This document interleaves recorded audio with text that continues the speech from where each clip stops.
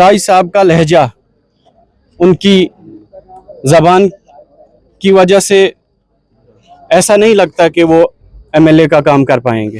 यहाँ पे सिर्फ सोशल मीडिया पे शोशा है बस, बाकी कुछ नहीं है। ग्राउंड लेवल पे बिल्कुल जीरो है। लोग उनके साथ जुड़े वो कौन है? सर वो तो बिल्कुल नाबालिग वोटर, जो अभी वोटर लिस्ट पे ही नहीं है। ये है कि हमारे एरिया में जब भी डीसी साहब आते हैं तो ब्रेक नहीं लगती है, बिकॉज ऑफ उनके लहजे की वजह से।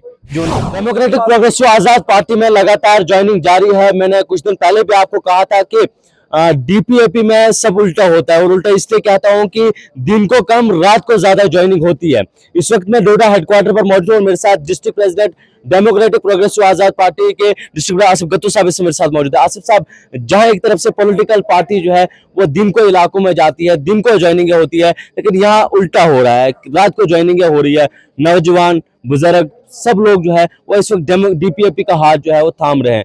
क्या वजूहत है इसकी? सबसे पहले आपके चैनल का बहुत बहुत शुक्रिया। रात की वजह यह है, आप जानते हैं कि गुर्बत बहुत है और इनमें से मैक्सिमम लोग जो हैं मजदूरी करते हैं, या किसी दुकानदार के पास नौकर हैं, या कोई साइड बिजनेस है, या कोई अपनी दुकानदारी करता है, और इनका दुकान का नुकसान ना हो, इनका दिन जो है कहीं पे लगे, इसलिए ये रात को आते हैं, अपने लीडर के पास आते हैं और ज्वाइनिंग करते हैं। यही मेन वजह है रात को आने की। दिन को ये अपना दिन लगाते हैं, यहाँ नौजवानों मजदूरी करते हैं। यहाँ बहुत से लोग अभी बातें कर रहे थे कि या वेव एक बड़ी खतरनाक चल रही है, यूथ की वेव, लेकिन लोग इस तरफ भी आ रहे हैं। इसका क्या है? क्या समझ में नहीं आ रहा है। उसकी मेन वजह यह है कि ये जो लीडर है, सब लोग देखते हैं, चाहे ये चिल्ली ब्लॉक जो है, जक्यास है, कहरा है या ठाठरी है, इन लोगों के लिए ये नई कॉन्स्टिट्यूंसी है।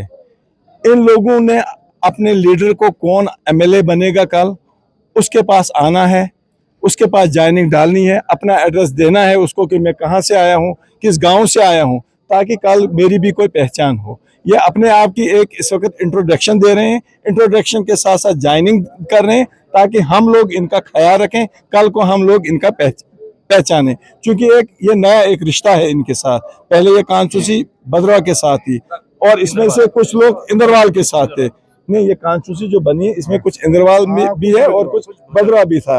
अब ये डोडा के साथ हुई है, लिहाजा ये एक नया रिश्ता है। इंशाल्लाह अल्लाह करे कि हम इस रिश्ते को अच्छी तरह निभाएं। आसिफ साहब, एक अहम सवाल है, बहुत सारे लोग जानना चाहते हैं, क्योंकि आप डिस्ट्रिक्ट प्रेसिडेंट हैं तो सिर्फ एक कॉन्स्टिट्यूंसी के नहीं है, आपके पास भद्रवा भी पड़ता है, आपके पास जो है जो डोडा वेस्ट है वो भी पड़ता है, लेकिन आपका ध्यान एक तरफ ज्यादा क्यों है? ये लोग सवाल जानना चाहते हैं। एक तरफ आपका बहुत ज्यादा ध्यान है वेस्ट कॉन्स्टिट्यूंसी की जीत जो है वो हमारे नाम होनी चाहिए, क्योंकि बाकी भी इलाके आपके पास है। देखें, हम इस वक्त, जो आपका कहना भी दुरुस्त है, हमारी टीमें तीनों जगह लगी थी। जब आज़ाद साहब थोड़ा सेहत में उनका सेहत खराब हुई, थोड़ा सा हम सब लोग डिस्टर्ब हुए उसकी वजह से, जहाँ पे हमें कुछ डिसीजन वापस लेने पड़े। तो उसी की वजह से आज हम कोशिश करते हैं कि आपने देखा होगा कि 53 में भी हमारे लोग ठीक ठाक से जा रहे हैं। और आपको मैं मुबारकबाद दूं, अल्लाह ने सेहतियाब किया है आज़ाद साहब को, और उन्होंने अपना टूर प्रोग्राम दिया है। इंशाल्लाह 14 तारीख को वो जिस कॉन्स्टिट्यूंसी की आप बात करते हैं, 53 डोडा वेस्ट, वहाँ प्रोग्राम करेंगे। और 15 तारीख को वो कहरा, बलेसा, इसमें ठाठरी और जक्यास में प्रोग्राम करेंगे, और इंशाल्लाह 16 तारीख को वो डोडा में भी रोड शो करेंगे।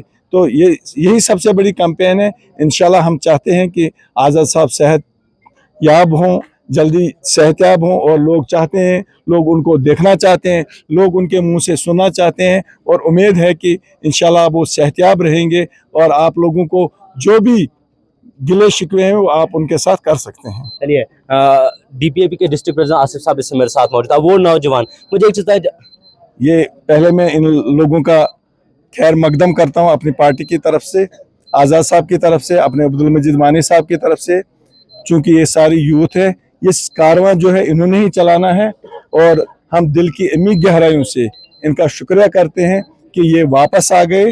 ये भटके हुए थे कुछ, और उम्मीद करते हैं, और जैसा आपने देखा पहले एक ग्रुप आया, वो एक अलग पंचायत का था, ये बाथरी से है, कहरा ब्लॉक में पड़ता है, और इसके पीछे एक और ग्रुप आ रहा है, वो भी यूथ का एक ग्रुप है, जो महराज मलिक साहब के साथ था, और अब मुझे लगता है ये खुद आपको बताएंगे कि आने की वजह क्या है, और आप मुझे लगता है इन्हीं से आप आगे का सारा पूछ लीजिए। चलिए, मुझे एक चुता है महराज मलिक का नाम बीच में है, उसी के इलाके से आप आते हैं, क्यों आपने साइड ली?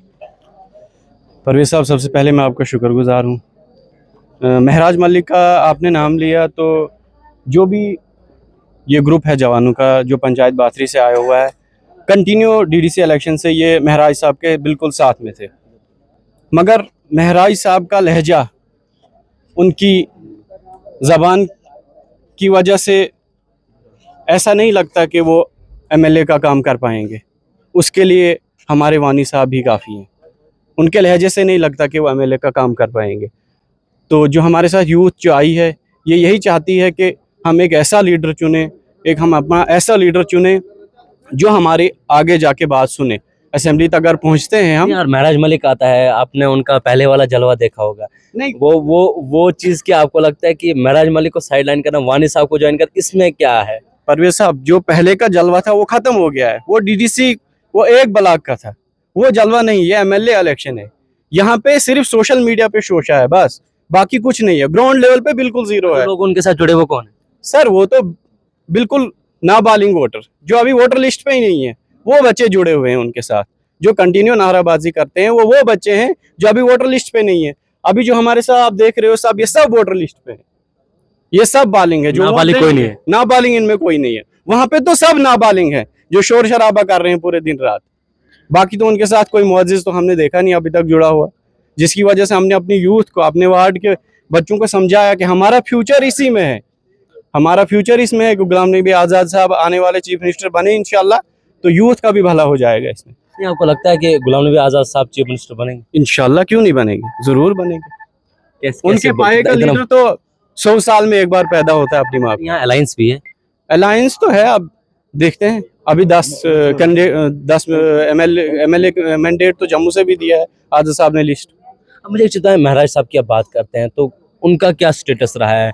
जब वो डीडी से रहे, क्योंकि 3 साल हो गए, तो उनका क्या स्टेटस है, ग्राउंड स्टेटस? ग्राउंड स्टेटस ये है कि हमारे एरिया में जब भी डीसी साहब आते हैं तो ब्रेक नहीं लगती है, बिकॉज ऑफ उनके लहजे की वजह से। जो उनका लहजा खराब है एडमिनिस्ट्रेशन के साथ, एडमिनिस्ट्रेशन तो खिलाफ है ना।